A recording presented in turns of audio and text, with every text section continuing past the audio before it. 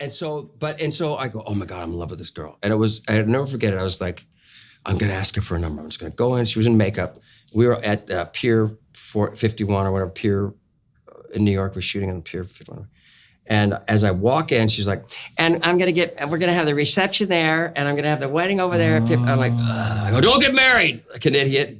I say, what? And but I got her number somehow. We kind of stayed in touch, and she's like, my husband doesn't, I told him you're gay, but I'm like, she was like, I thought he was gay. Like, thought you were gay? Yeah, huh. Really? I thought I was gay, huh? Okay, tell yourself that. So we stayed in touch for a minute, then we didn't. And 7 years later, I walk onto the soundstage. We were doing Fuller House, and she was in the audience.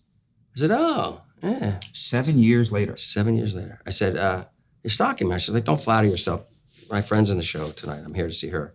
I go, is that your husband? She's like, no, I got divorced. I eventually got her pregnant, but it took a while. Timing. So how long from seeing her then, 7 years later, to you guys becoming a thing? Oh, right. We start kind of... Like right away? Yeah, but she had a boyfriend. Where does she live? In New York? She lived here. Okay. And then I was stalking her on Instagram. Boyfriend. And then one day, no boyfriend. No boyfriend. Oh. Still no boyfriend. Still no boyfriend. Hey. Or hey. But she's the love of my life. She's pretty. We really hit it. We hit the wife line. Yes. But and you never know. Like I didn't know. I tell you, when I met her, I was like, I don't know if this is it, but I'm going to put 100% into this. And if it doesn't work, at least I know I can give 100% to something.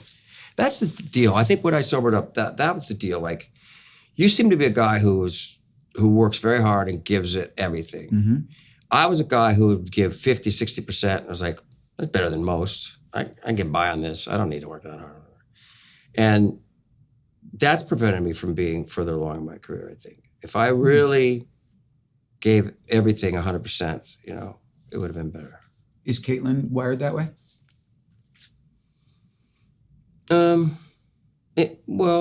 Or to your... Yeah, she was kind of lost the first couple of years, and she was like, was doing commercials and had made a nice living as a model before, but she was sort of lost, I remember, and then I said, well, do something, figure it out. And she started a podcast like you. And all of a sudden, it's how can I help? And it was just charitable people that are doing great things in the world.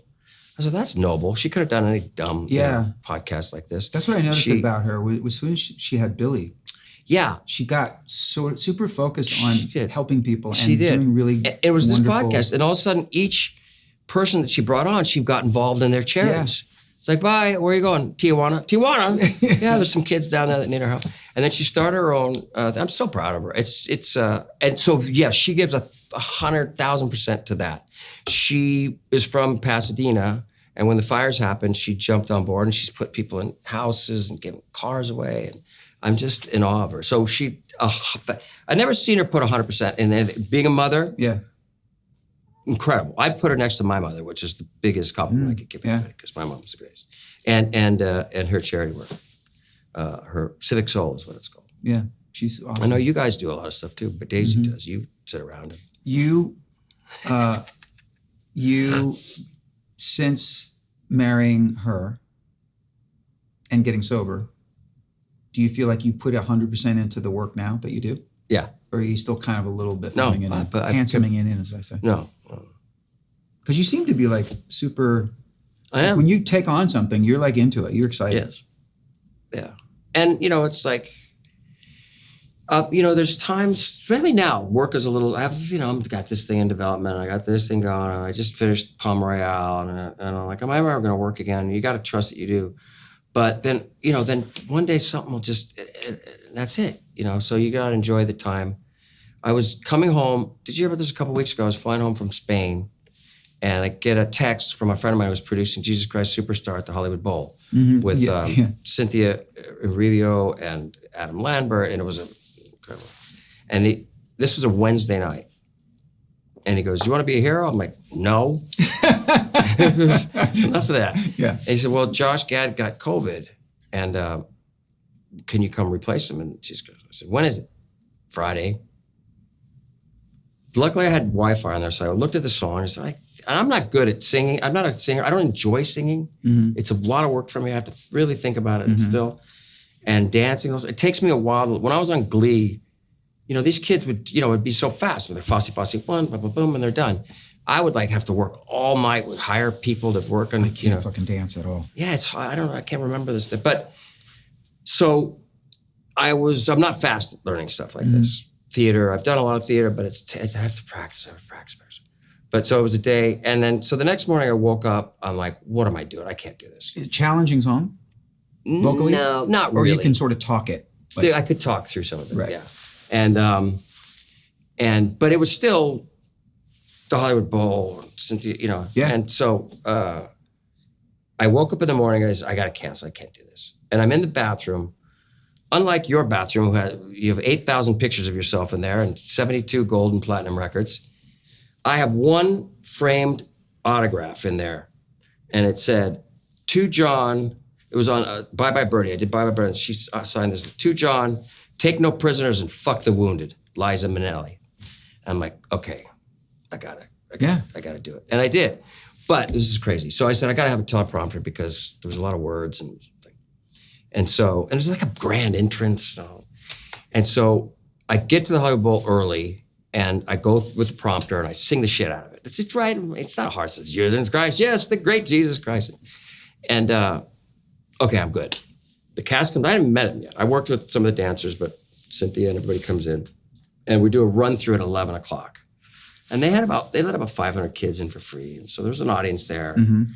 And I'm watching it. It was like, oh my God, she's like, I hadn't seen any of it, Right. And so I go out to do my number, and the sun is in a spot where it's shining down on the teleprompter. So I can't see a fucking word. And I'm like, oh my God. And I literally, I didn't know any of the song. And I got off in the choreography, then the prompter went over, and she's like right in front of me. And I'm singing the whole song to her. She's on the ground looking at me like this. And she's like, and she's like, giving me the words, "The great Jesus Christ." I'm like, I'm sweating, flops. So I get this whole outfit because I was the only one that had to try his costume on during the thing. I got this big afro and a full gold suit and glasses. So like a typical Thursday night for you. Normal Thursday. Yeah. And I just shit and barfed and bled all over the stage. I scurry off to do the curtain calls. I didn't even go out for that. I'm like, oh my God. She leaves. The director says, "John, you got to come back and do it again. Let me fix the prompters." I do it again with the orchestra and everybody. It's fucking great.